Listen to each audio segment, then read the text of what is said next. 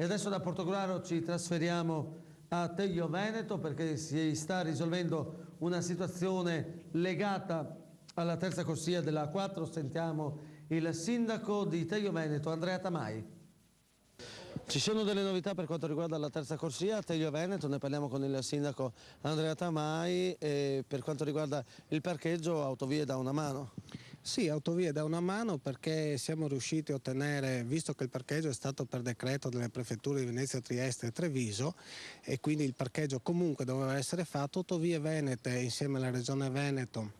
ci ha dato una mano riducendo il numero dei posti per i camion da 300 a 109, considerando che già in questo momento dalle verifiche che abbiamo fatto io e un mio assessore all'interno di quel parcheggio lì la notte ci sono oltre 130 camion, siamo riusciti a contare. E quindi io ritengo che questa situazione alla fine sia anche migliorativa perché in questo momento noi non abbiamo nessuna depurazione delle acque di scarico dell'autostrada, quindi delle polveri sottili che entrano direttamente nel terreno, avremo il canale di sgrondo che permetterà al comune di non essere più soggetto a alluvioni come è successo negli ultimi mesi.